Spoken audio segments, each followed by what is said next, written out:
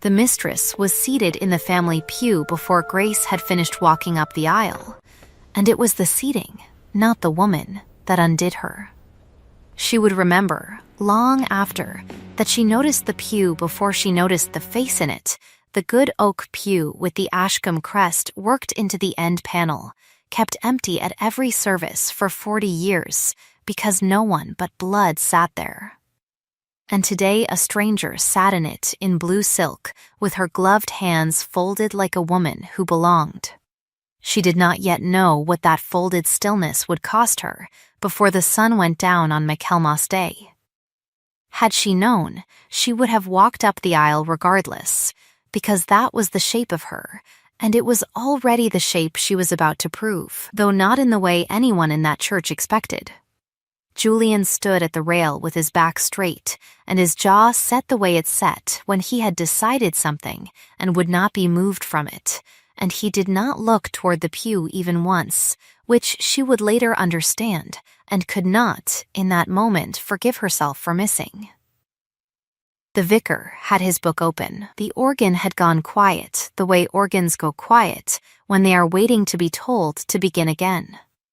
Somewhere behind her, in the second row, Lady Honoria Wren's fan had stopped its small, furious motion, which was itself a kind of alarm bell, because Honoria Wren's fan did not stop for anything short of a death in the house. Grace felt, more than saw, the note pressed into her glove by her own maid Nan Coombs not 3 minutes before, folded so small it might have been a communion wafer, and she had opened it without thinking, the way one opens any small paper handed to one on the happiest morning of one's life, expecting nothing but a well wish. It had not been a well wish. It had been 4 lines in Julian's own hand, or a hand so like his that only a woman who had spent 11 years adding her father's columns twice before trusting them would have known to look twice at the loop of the G. She had looked twice. She had not, in the roaring of that moment, trusted what the second look told her, because the first look had already done its work, and the woman in blue silk was watching her now with an expression Grace could not read, and unread faces were the one column of her life she had never learned to balance. Today, in a church built for lighter griefs, she was about to close a book of promises before she had made a single one aloud. The vicar cleared his throat. Julian turned, finally, and his eyes found hers, and whatever he saw in them made the color go out of his face by degrees, the way light leaves a room when a cloud crosses. Not suddenly, but all at once you notice it is gone. "Dearly beloved," the vicar began, "we are gathered together." Grace looked once more at the pew, at the woman's gloved hand resting where a sister or a daughter or a wife would rest a hand, at Julian's face gone the color of old paper, and she did the only thing her father had ever taught her to do when a column would not balance, no matter how she added it. She closed the book in her hands, the little prayer book with her mother's initials tooled into the cover that Honoria had pressed on her that morning with the words, "Keep this. It will steady your hands," and she turned, and she walked back down the aisle the way she had come, past 40 pews of county families who would talk of nothing else until Christmas, and she did not run, because running would have given them a story about a woman who lost her composure, and she was not going to give them that story on top of the other one. Outside, the church bells were still ringing for the hour, indifferent to what had just happened 3 feet from the altar, and a wren was singing in the yew by the lick gate as though nothing in the world required its attention but its own small song, and Grace stood in the September light with her mother's prayer book in both hands and understood. With the particular cruelty of hindsight arriving 4 seconds too late to be of use, that she had just refused to marry a man for a reason she could not yet prove was true. It would be some months before she understood that neither could he, not fully, not that morning, because the truth he had been carrying into that church was not his alone to spend, and a man who has spent his whole life guarding another person's ruin does not always remember, in time, that silence protects no one so well as it protects the liar it was never meant to shield. But that is to run ahead of the story, and this is not a story that rewards running ahead. It began, as these things generally do, a good deal more quietly, 3 months before, in a room that smelled of beeswax and old ink, with a woman counting another family's money because it was the only skill her father had left her, and a man standing in the doorway of that room with mud on his boots and a question he had not expected to need to ask twice. Grace Talent had come to Cardwell Park in June, engaged by Lady Honoria Wren to set the household accounts to rights after the previous man of business had proved better at billiards than bookkeeping, and she had been at the ledgers 11 days, restacking 3 years of muddled entries into columns that would finally agree with themselves when the Earl of Cardwell came in from the stables smelling of leather and horse and stood in the doorway with his hat still in his hand. "Miss Talent," he said, "my aunt tells me you have found an error in the tenant rents." "I have found several, my lord," she said, without looking up, because she had learned that men who owned houses like this one did not care to be flattered and cared less to be lied to, and the surest way to keep both graces was to answer plainly and keep working. He came further into the room. "Show me," he said, and it was not a request, though neither was it unkind, and she turned the ledger to face him and set her finger under the column. "Here," she said, "the tenant at Ashen Farm is recorded as paying £12 at Lady Day, and again at Midsummer, but the receipt book shows only one payment collected.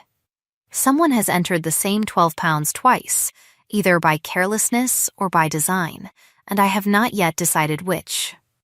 He studied the page a long while, long enough that she began totaling the next column rather than watch him do it, and when he spoke again his voice had gone very even, the particular evenness of a man setting down a weight so as not to let it show on his face.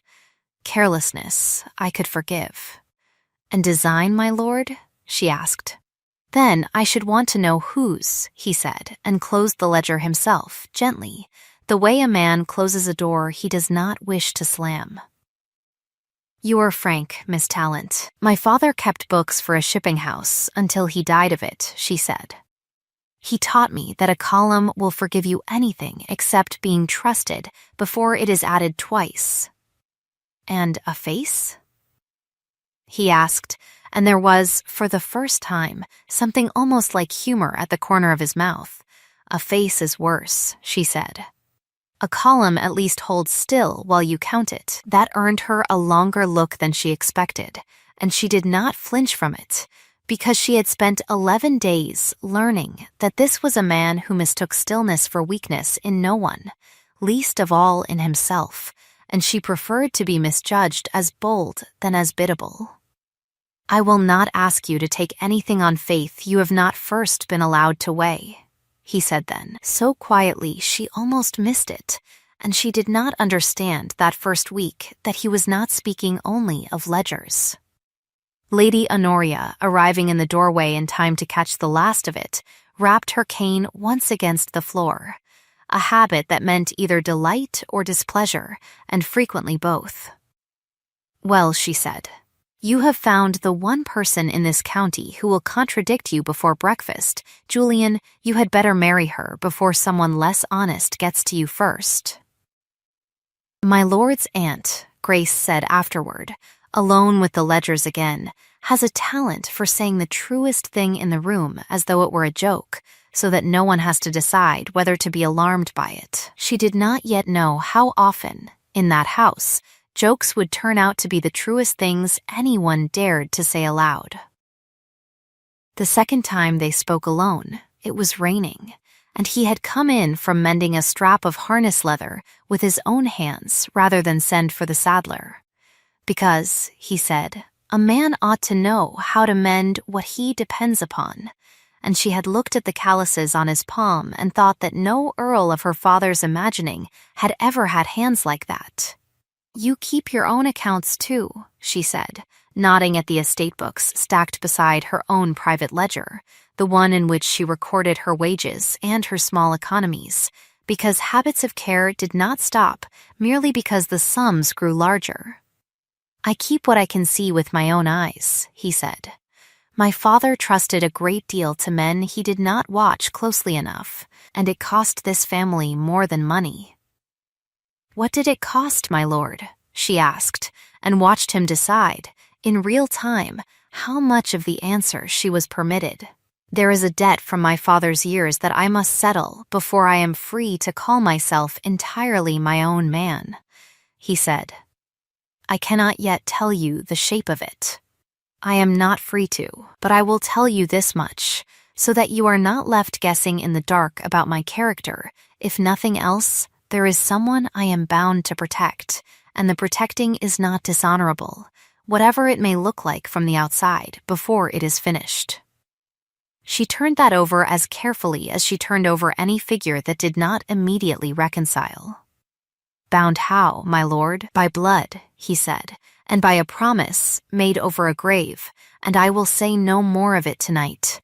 except that I would rather you know me slowly and truly than quickly and wrong, and I am asking you to trust that there is a true account to be given, even on the days when I cannot yet give it. It was, she would think later, the fairest warning any man had ever given a woman before breaking her heart a little, and the trouble was that a warning, however fair, cannot by itself prevent the thing it warns of. Lady Honoria, that same week, took her arm on the way in to dinner and said, apropos of nothing, that a family is not the name carved over the door. It is who you choose to seat inside it, and Grace, not yet knowing why the old woman had chosen that particular morning to say it, merely agreed that it was a handsome sentiment, and thought no more of it, because she did not yet know that Cardwell Park was keeping, in a cottage 2 miles off in the village of Aldbourne, a secret the size of a whole second family. Tended quietly for years by a man who had decided, alone, that he alone should carry the weight of it. By August, the household had settled into the particular rhythm of a great house, working out whether it approved of a new addition, and Grace had learned the names of the maids and the moods of the dogs, and the precise hour at which Lady Honoria's temper improved with tea. And she had also learned, without meaning to, the sound of Cousin Simon Vane's voice, which was the gentlest voice in any room he entered, and which she had come to distrust more than any raised one.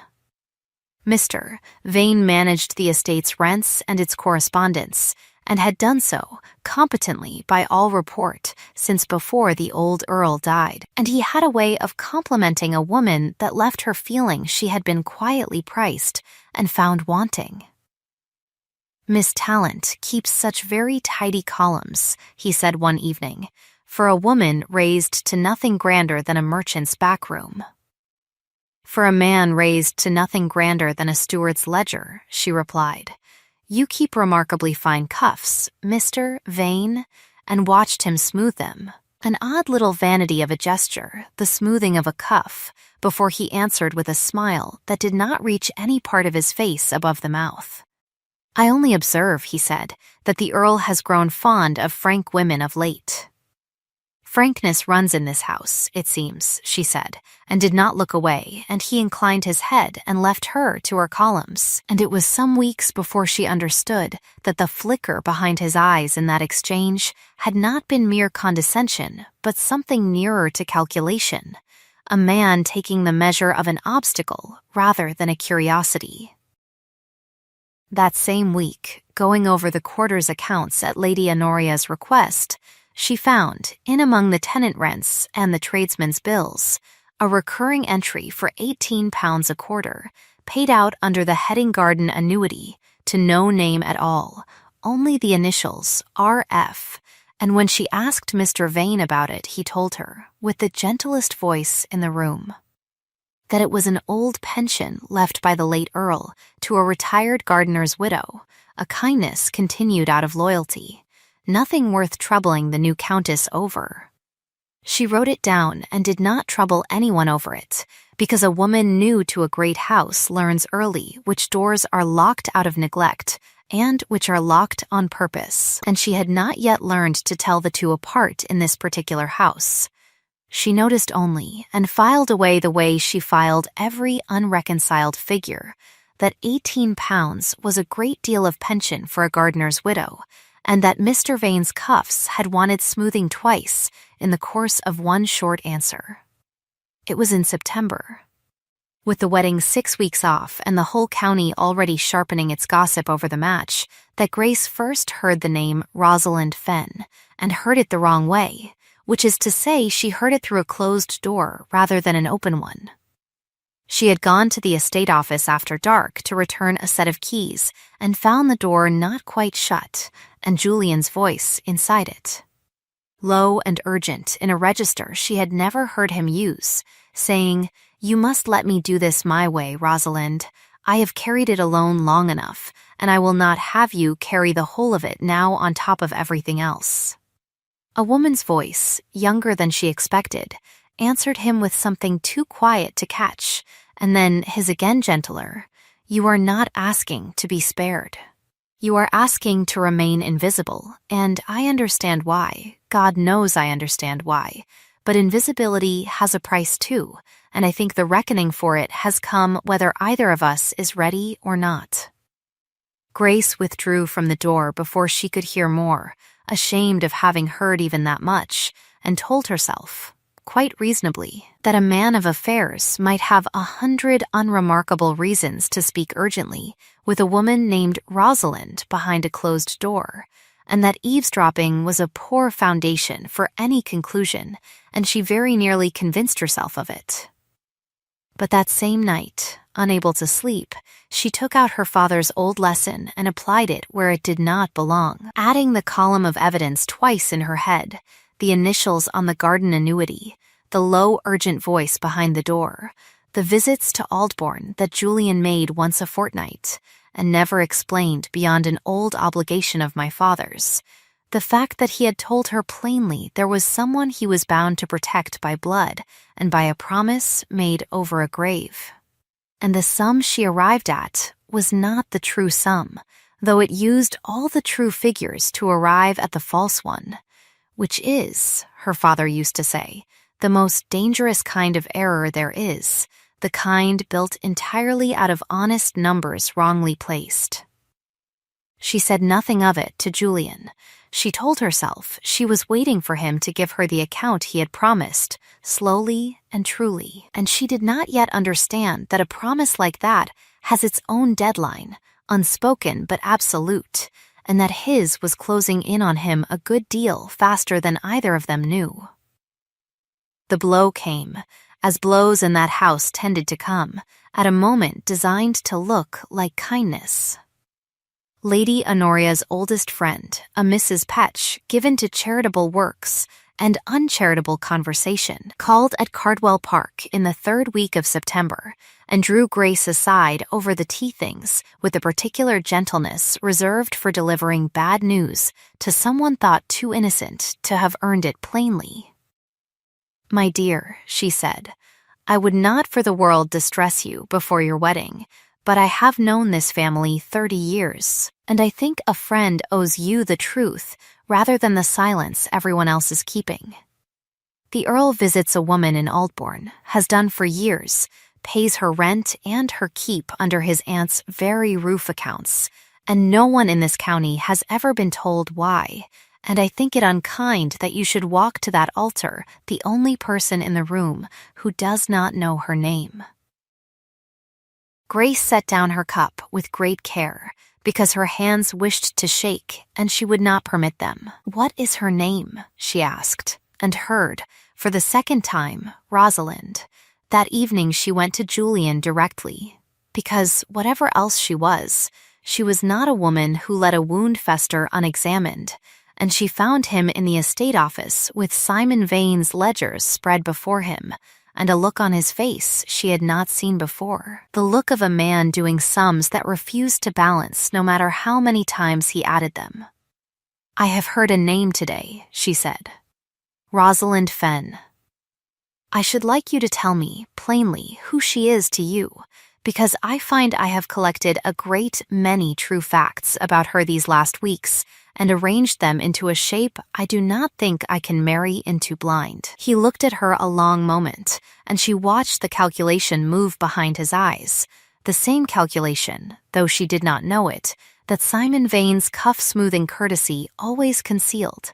except that in Julian's case, the calculation was not cruelty, but grief, weighing what he owed her against what he had sworn to another. I cannot tell you the whole of it yet, he said at last, and every word of it costs me to say. Not because I do not trust you, Grace, because it is not entirely my truth to give away. There is a woman who has borne a great injury from this family in silence for 20 years, and I have sworn to her that when the truth is finally told, it will be told on her terms and no one else's, in her own time. And I am so close now to being able to keep that oath without breaking either of us that I am asking you, for a few weeks more, to let me carry it a little further before you judge the shape of what you cannot yet see whole. It is a strange thing to be asked to trust a debt you have never been shown, she said. It is, he agreed. I would rather you know me slowly and truly than quickly and wrong. I told you that in June. I am telling you again now, because it is still the truest thing I have to offer you, and I am aware it is not enough, and I am asking for it anyway. She did not close the door on him that night. She told herself later that this was the mistake, not the walking away in the church, but the staying quiet in the office, though in fact it had been neither courage nor error, but simply love doing what love does when it has been asked, by someone it trusts more than it trusts its own arithmetic, to wait a little longer for the sum to come right. Lady Honoria, that same week, took her arm again and said that a family is not the name carved over the door, it is who you choose to seat inside it. And Grace, not yet knowing why the old woman had chosen that particular morning to say it, merely agreed that it was a handsome sentiment, and thought no more of it. Simon Vane had by then his own sums to protect, and they were a good deal less honorable than Julian's. He had managed the Cardwell rents for 11 years, since before the old Earl's death, and in that time he had built, entry by careful entry, a second ledger beneath the true one, skimming a shilling here and a pound there from tenant rents and timber sales, and the very garden annuity Grace had puzzled over, enough over the years to have quietly bought back, under a borrowed name, a parcel of the land his own branch of the family had lost 2 generations before, when his grandfather's elder brother was disinherited for marrying a woman without a fortune. He had grown up on the story of that old injustice at his father's knee the way other children grow up on fairy tales, and it had taught him precisely one lesson, which was that the difference between his cousin's comfort and his own diminishment was a piece of paper signed 100 years ago by a man who was dead and could not be argued with, and that if paper had made the wrong, paper might yet unmake it.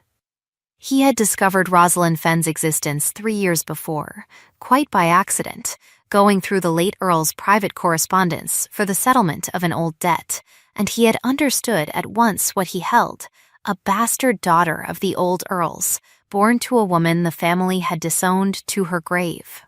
kept now in quiet comfort by the son who had inherited the guilt along with the estate.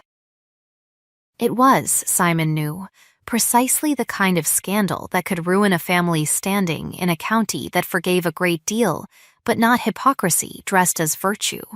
and precisely the kind of secret a careful man could use to buy himself time, and time, that autumn, was the one thing Simon Vane needed above every other commodity in the world.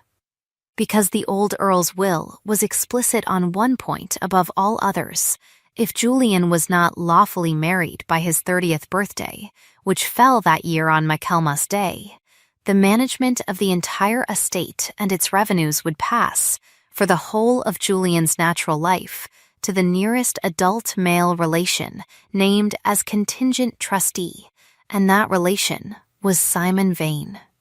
Simon had done the sum on that clause 100 times since the old Earl's funeral, adding it twice himself in his own fashion, and each time it came out the same, that a delayed wedding was worth more to him than the whole of his salary for a decade,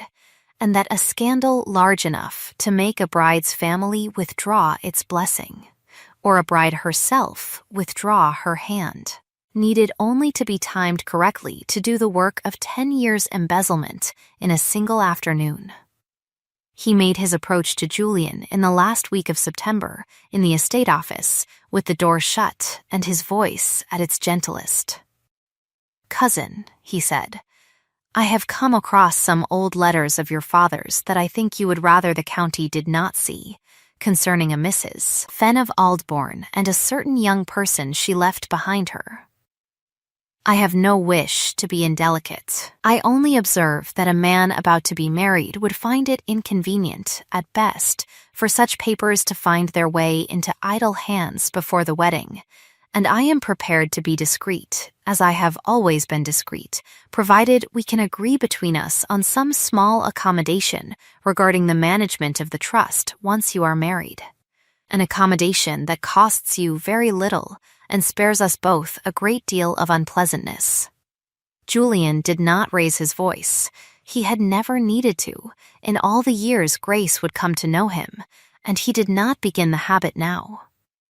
"You are asking me to buy your silence about my sister with control of my own house," he said. "I am asking you to be sensible," Simon said, and smoothed his cuff. And there was, in that small vain gesture, something Julian alone among the household might have recognized, though he did not yet think to look for it, as the same gesture his own late father had made whenever he was ashamed of himself and determined not to show it. "I will not be blackmailed over Rosalind," Julian said. "I have spent 20 years keeping her out of exactly this kind of use. You will not spend her as a coin, Simon, not to me, not to anyone. And if you think I will trade my aunt's house and my father's name for one more season of your convenience, you have mistaken your man entirely." "Then I am sorry for what must follow," Simon said, quite gently, and Julian, watching him go, understood that he had just handed his enemy a deadline sharper than the one already carved into his father's will, and that whatever Simon Vane did next, he would do it before Michaelmas, and he would do it in public, where it could not be quietly undone. Julian went to Rosalind that same night, in the cottage at Aldbourne, where she had lived since childhood on his quiet keeping, and found her at her needlework by the window, with the locket she always wore closed at her throat, the one with her mother's portrait inside it, and the Ashcombe crest worked into the clasp, the one true thing the old Earl had ever given the woman he wronged. "I have kept you hidden to spare you," he told her, "and I have only just understood that hiding you has made you spendable in a way that owning you never could. Simon means to use your name to stop my marriage, and I would rather lose the estate entire than let him spend you for it, but I think there is only one way left to take the coin out of his hand, and that is to make you a secret no longer, before he can make you a scandal." Rosalind's hands had gone still over her stitching. "You would seat me among your family," she said, "at your own wedding, in front of the whole county, after 20 years of my mother's grave, going unvisited by anyone who was ashamed to be seen visiting it." "I would," he said, "if you will let me. I have asked you to stay hidden all these years because I thought it was what you wanted, and because it was easier for me than confessing my father's cruelty to a church full of strangers, and I see now that the easier course for me was never truly the kinder one for you." She was a long while answering, and when she did, her voice had the particular steadiness of a woman who has decided to be brave a moment before she has finished being afraid.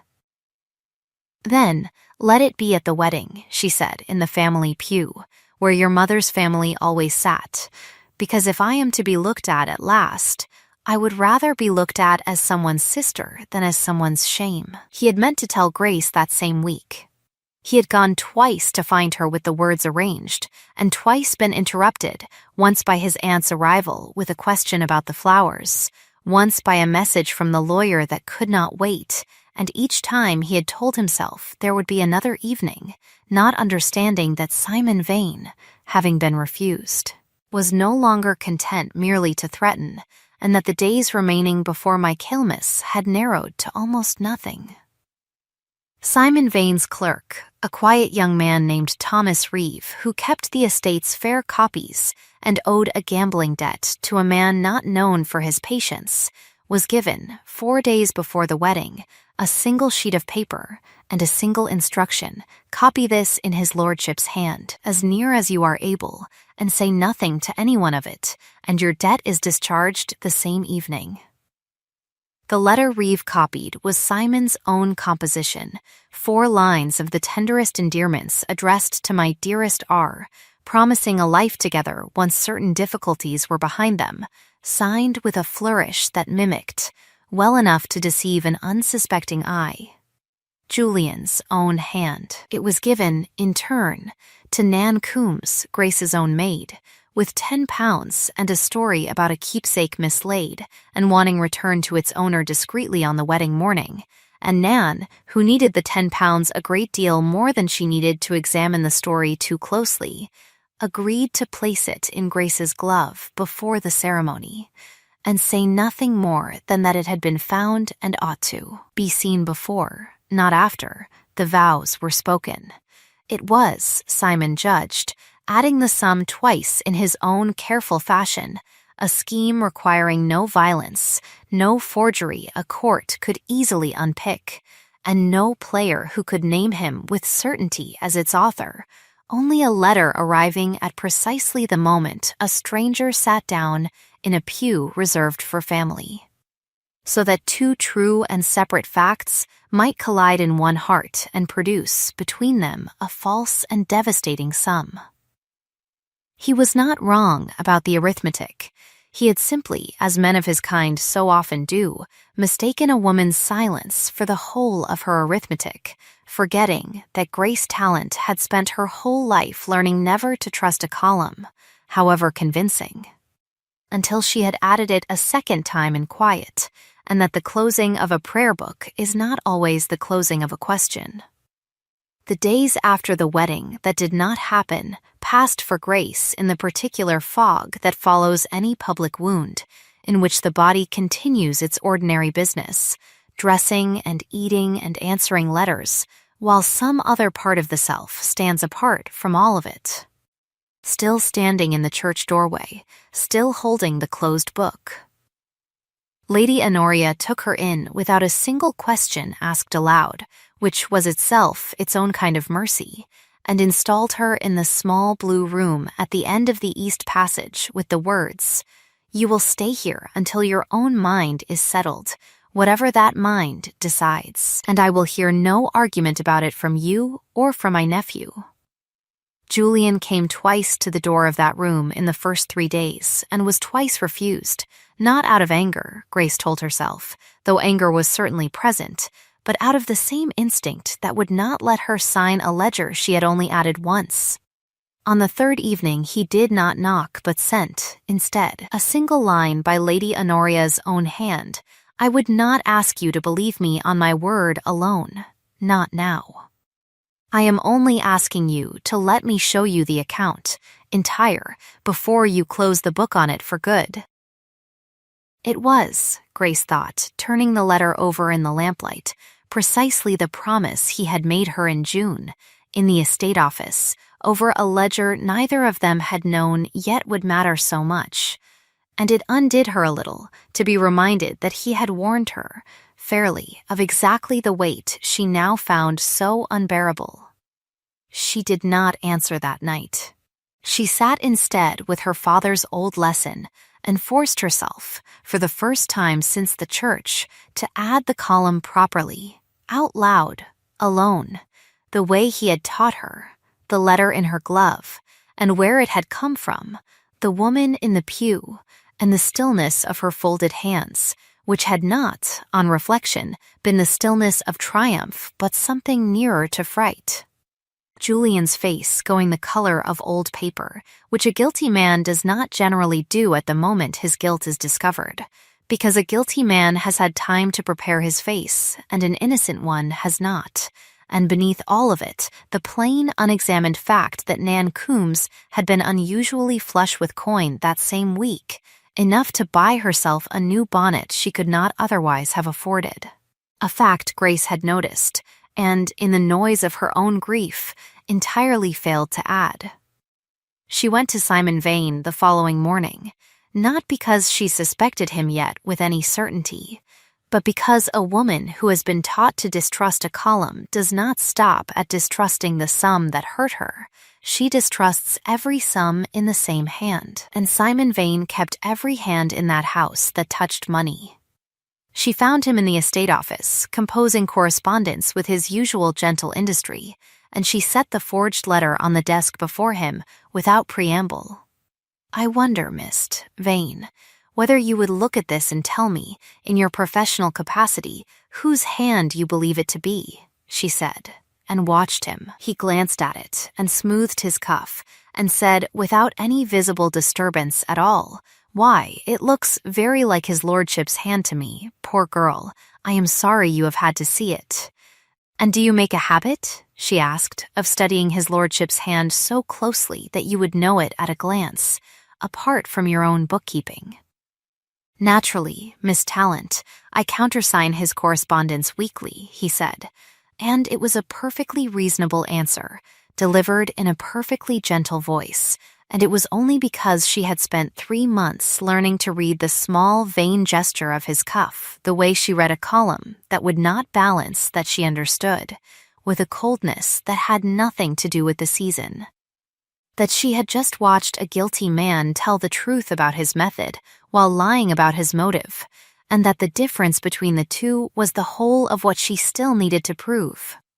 "I see," she said, and thanked him, and took the letter away again, and did not tell him what she had begun, that same hour, to suspect, because a column caught only once proves nothing, and she had 11 days left before the trust clause in the old Earl's will closed forever on Michaelmas, though she did not yet know the shape of that particular deadline, only that some clock in that house was running faster than her own grief, and that if she meant to be of any use to the truth at all, she would have to move faster than her sorrow allowed. It was Lady Honoria who supplied the missing figure. 2 days later, over tea, neither of them touched. "My dear," she said, "I have held my tongue a great deal longer than is natural to me, because I judged it was Julian's tale to tell and not mine to spoil, but I begin to think silence has done this family more harm this month than plain speaking could possibly do now. There is a will, and a clause in it, and a date, and I think you had better hear the whole of the arithmetic from me before you decide anything further about my nephew's character." She told it plainly, the 30th birthday clause, the contingent trusteeship, Simon's 11 years of careful management, and Grace, listening,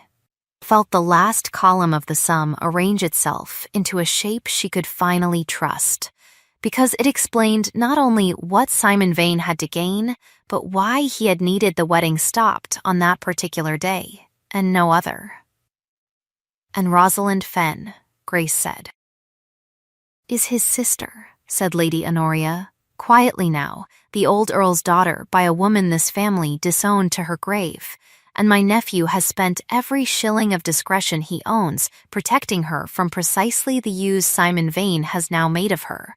and he has done it, God forgive him, so quietly that he forgot to protect the one person closest to him from being wounded by his own silence."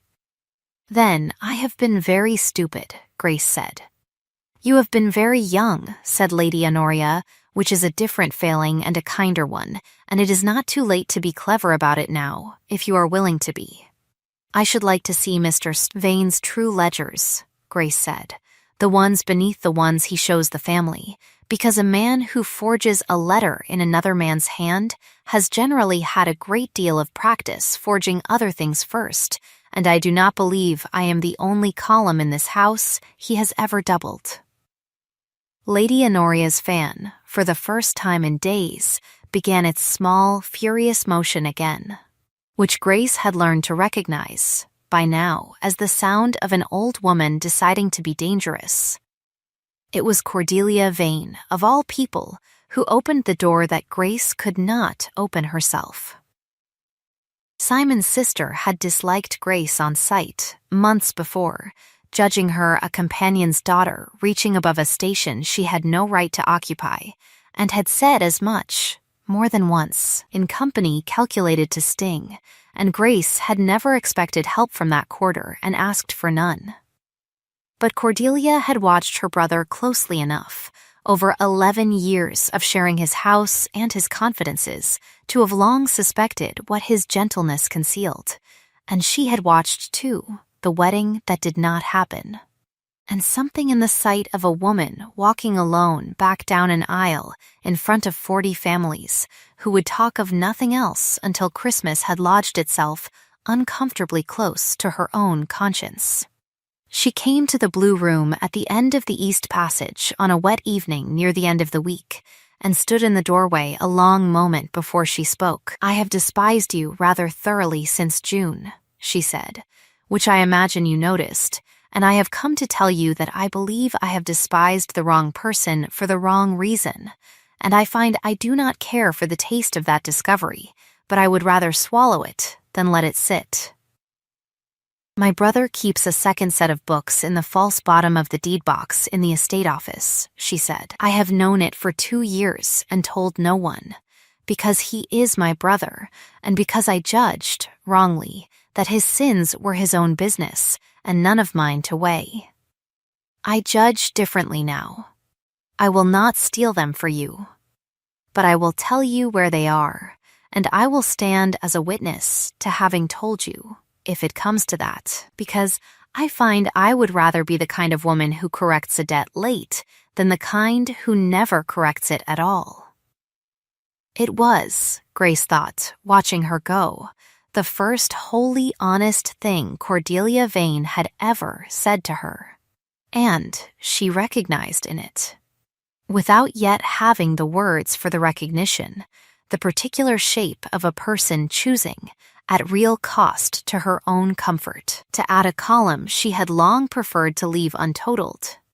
The deed box, when Grace and Lady Honoria opened it together 3 nights later, with a key borrowed from the old butler's ring and a great deal of held breath, held exactly what Cordelia had promised, and one thing more besides. Beneath the false bottom, alongside a second ledger recording 11 years of quietly doubled entries, lay a bundle of the old Earl's letters to Rosalind's mother, acknowledging paternity in his own hand, letters Simon must have taken from among the papers he had used to first learn her secret and kept back as further leverage, and beneath those, folded small, a single sheet in Simon's own hand, unfinished, a draft never sent, instructing someone unnamed to see that a certain letter reaches Miss Tallant's glove before the ceremony and not after, timing being, he had written, "The whole of the art." Grace read that line twice, out loud, alone in the lamplight, the way her father had taught her to read any figure she meant to trust, with something that mattered, and found that it balanced.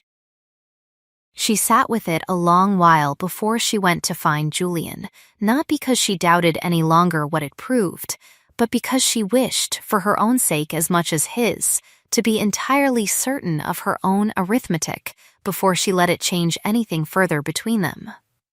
When she did find him, in the estate office, working alone over papers he could no longer make sense of, she set the draft before him without a word, and watched him read it, and watched the color that had left his face in the church begin, slowly, to return to it. "I should have told you everything the first night you asked," he said. "I told myself I was protecting Rosalind. I think now I was also protecting myself from watching your face while I confessed what my father was. And that is a coward's economy, however I dress it up, and I am sorry for the cost of it landed on you instead of on me, where it belonged. I would rather you know me slowly and truly, she said, than quickly and wrong, and watched him recognize his own words handed back to him, and watched something in his shoulders that had been braced since the church began, for the first time in 11 days, to ease. I am not yet finished being angry, she said.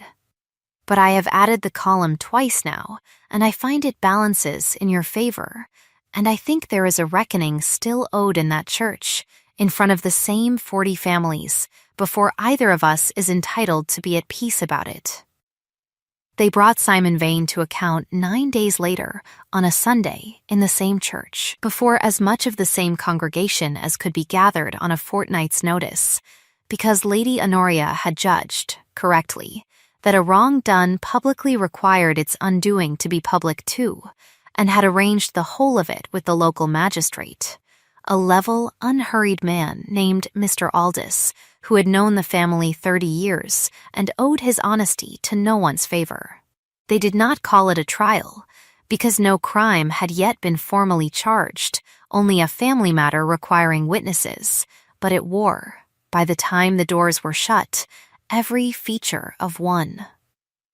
Simon came in composed, his cuffs immaculate, and took his seat with the particular stillness of a man who has rehearsed his own innocence until it feels, to him, indistinguishable from the truth. Grace rose first, and set upon the reading desk 3 things: the forged letter that had been placed in her glove, the unfinished draft in Simon's own hand instructing its delivery, and the second ledger with its 11 years of doubled entries laid open to the page recording the garden annuity, inflated year upon year beyond whatever sum had ever truly reached Aldbourne. I will not ask you to take my word for whose hand wrote which of these, she said to the room at large, because I have spent a great deal of my life learning that a column, however confidently presented, is worth nothing until it has been added twice by someone with no reason to want it to come out a particular way. I ask instead that Mr. Aldous compare the hands himself, in the light, before witnesses, and that Mr. Vane's own clerk be asked, under oath, who held the pen.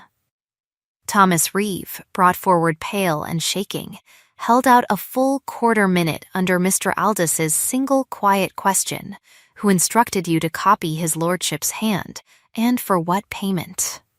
Before his composure broke entirely, and he named Simon Vane in a rush of words that could not, once spoken, be called back.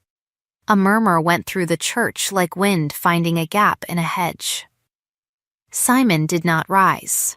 and did not raise his voice, though something in his gentle mask had begun, visibly now, to slip. I did what any man does who has watched what should have been his spent on someone else's comfort for 2 generations, he said. And there was, for one unguarded moment, real grief under the gentleness, the grief of a boy raised on the story of his own family's disinheritance until it had hardened into the only shape his life was permitted to take. My father died believing this house was stolen from him by a piece of paper 100 years old, and I have kept its accounts for 11 years, like a servant in a house that should have been mine, and I do not ask anyone here to forgive that, only to understand that it was never only greed. Julian, watching him, did not raise his own voice either. I understand it better than you know, he said. I have spent my whole life paying for my father's wrongs without ever once being asked whether I wished to inherit the debt, and I did not choose to answer that inheritance by ruining another person's happiness to balance my own account. That is the whole of the difference between us, Simon, and it is not a small one. Mr. Aldous, having examined the hands and heard the clerk's confession and read Rosalind's mother's letters aloud, In the end, so that the whole church heard in the old Earl's own words the paternity he had never publicly owned, delivered his finding plainly, that Simon Vane had forged a document to deceive a bride on her wedding day and falsified estate accounts for personal gain across a decade, and that either matter, pursued to the full extent the law allowed, would end in transportation or worse. It was Julian who asked for mercy instead, and Rosalind, rising from the family pew where she had sat all morning in plain gray, rather than blue silk, who seconded him. "I have been made a weapon once already in this business," she said, and her voice did not shake, though the church had gone very quiet to hear it. "I will not be made the reason a man is destroyed as well as ruined. Let him go from this county with enough to live modestly and never return to it, and let that be the whole of his punishment, because I find I would rather be known, at last, as someone's sister than as someone's revenge." Simon Vane left Cardwell Park within the fortnight with a small allowance and no further claim on the estate, and if he ever understood how nearly his own grief had made him almost sympathetic to the room that condemned him, he gave no sign of it before he went, though Cordelia, who chose to stay and rebuild what honesty she could among the neighbors her brother had cost her, wept for him once, privately, in a way she permitted no one to see. Julian came to Grace that same evening in the garden behind the house, where the last of the roses were going over and a wren was singing, unconcerned, in the hedge, and he did not go down on one knee, because they had already been through a wedding once, and he judged, rightly, that this moment wanted honesty more than ceremony. "I am not asking you to marry me because the trust clause still stands, and Michaelmas has come and gone and cost me the whole of it," he said, for the deadline had passed unmet in the confusion of the reckoning, and the estate's management had in fact reverted, temporarily, to the honest oversight of Mr. Aldous himself pending the courts, which Julian found, to his own surprise, he did not much mind.